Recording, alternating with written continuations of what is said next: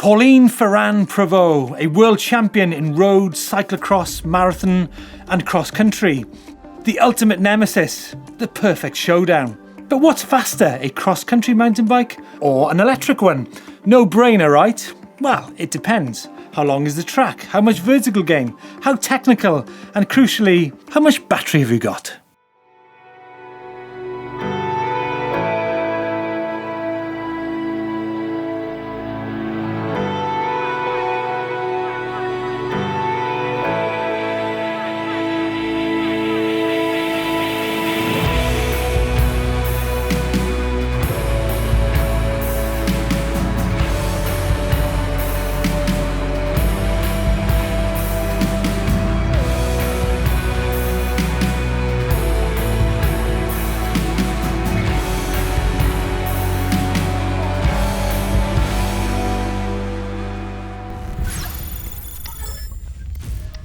Chris had previously challenged an Olympic racer on a hot 15-minute lap, and the difference, well, about 30 seconds. But what about on a proper, longer track against, well, in all due respects, a person with serious silverware? And so on to the challenge, and with the help of Canyon, we have come here to the middle of France to race against world champion Pauline Ferrand-Prevot of the Canyon SRAM race team.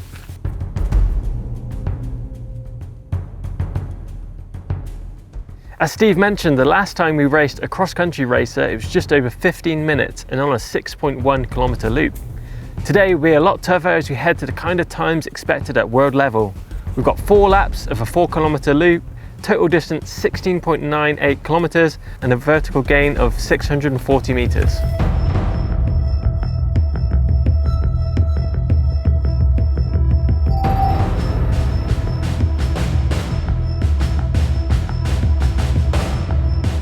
The reigning world cross-country champion will today be riding her Canyon Lux, 100mm of travel, 29-inch wheels, and of course sporting those rainbow stripes.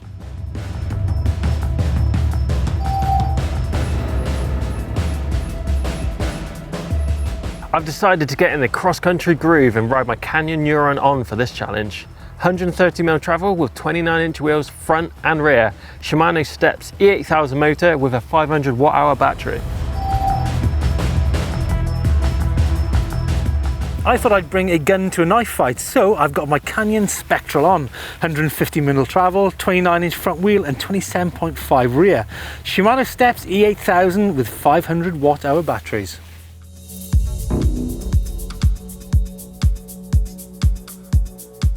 Right, let's talk about the rules of this race. For Pauline, it's pretty straightforward. She has one bike, one rider. But for me and Chris, we have one battery and one charge. Now, for all of us, there will be a tech zone, which is here back of the cars. So you can't have any help. If you need any help, you need to come back to this tech zone. And that's as per UCI regulations, right? Yes.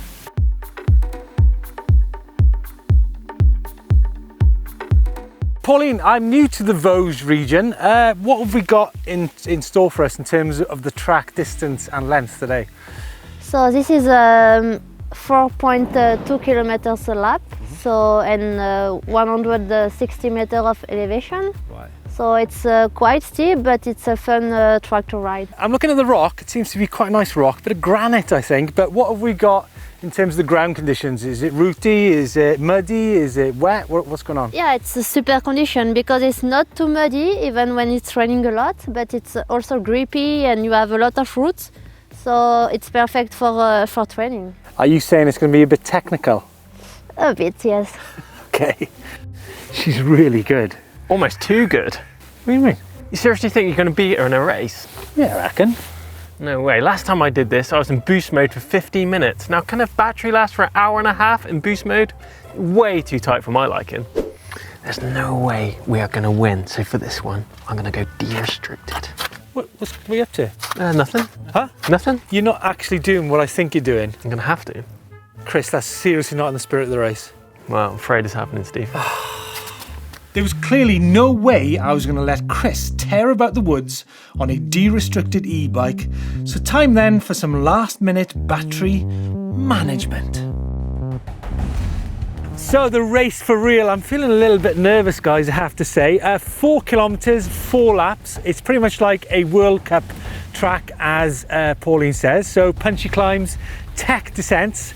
So for me, let's have a look. It's a motor on, in gear. Pauline, you all set? Yes. Okay, Chris, you good? Yeah, just firing up. Are you ready? C'est parti. Oh! Ah, 2 bars of battery. What the hell? Ah. Firing to get to the single track drop in first, Pauline hit the front fast and held that position for some time as I tucked in to lock onto the track directions. Chris, well, he was still cursing at the fact I'd sabotaged his less than sporting mentality. Still, that was the least of mine or his worries as the French woman continued to press on.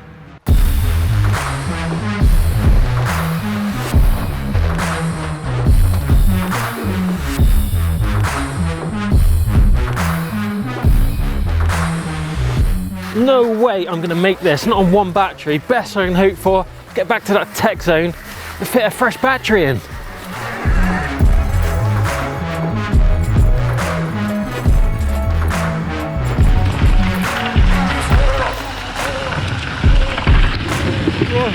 not hanging about. I can't even use trail mode. I'm going to have to do everything in eco. God, Steve's got some answering to do for this one.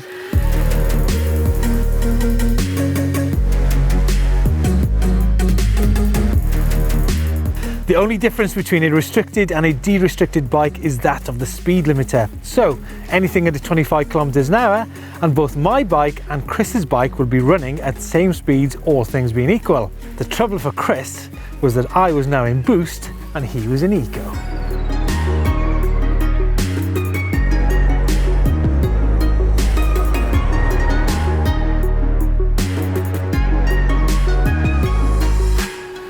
I mean, what on earth was Chris thinking? I mean, I haven't been training, but rules are rules. I hope he doesn't think his next battery is going to be any better than his first.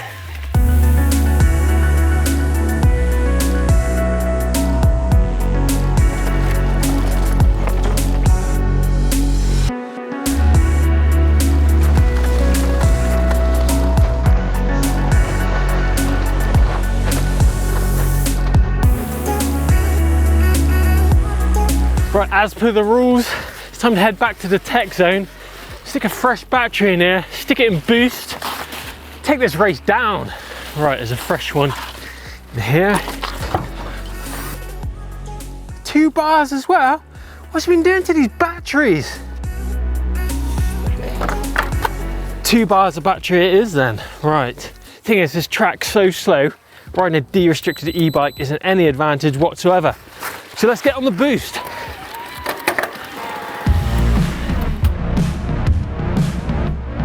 Prevot certainly had the rhythm of the track dialed in, but the stop-start, tight, twisty and rooty track was actually ideal e-bike territory, and so it was that I managed to edge ahead.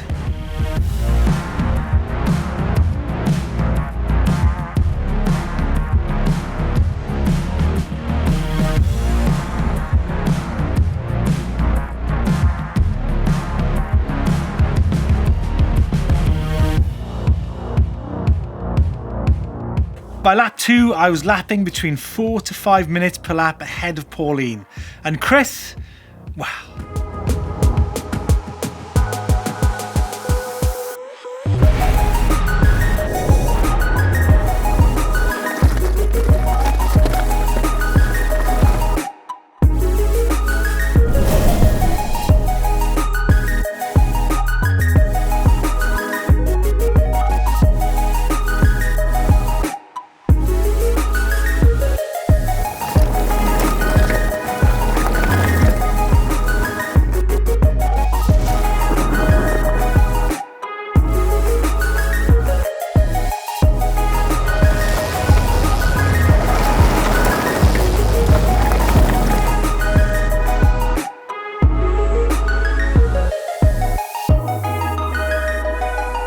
Well, actually, he caught up using his boost mode, but it was short-lived and found himself pushing on, literally.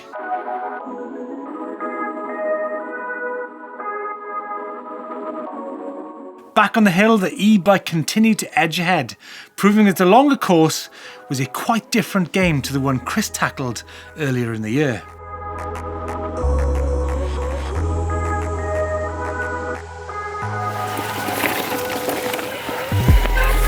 Oh.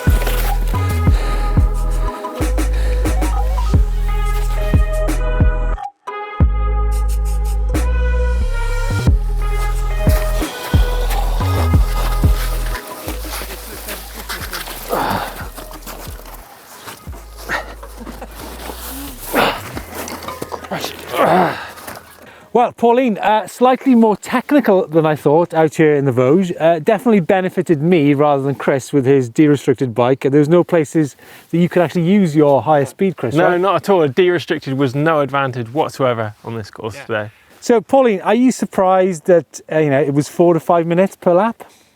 No, I'm not surprised because it's not a big difference, but because also it's a lot of corner and it's really technical. Yeah. But you really need to be fitter for the next time and to stop to drink beer. Where on earth did you get that from? Oh, crikey. Okay, then we'll hit you back with one of that. So do you think you'll be using an e-bike over the winter months at all? Yeah, for sure, sure. I was already using my Neuron on e-bike and I will do it later in the winter. Okay, cool. So what have you got planned for the winter? When's the next World Cup? Will be in Nove Mesto next year, so... Okay. So we need to meet up before Nove Mesto then, I think. So that's it from cross-country world champion and also world champion at road, at marathon and at cyclocross as well. Chris Smith, pitiful. Pitiful, I mean, I can't believe you even thought about de-restricting your bike. Tamper over my bike, Steve, this is what happens, you see? Yeah. But if you want to see what happened when Chris Smith raced an Olympic cross-country racer, have a look at the video which we did against him against Grant Ferguson. Yeah, if you want to stick around and check another one out, check out E-Moto versus E-Mountainbike. That one's playing down here. Smash the globe in the middle of the screen to subscribe to EMBN. But more than that, Pauline, thank you so much for putting up with us and showing us up around the woods. And look forward to next time we meet up. Pleasure.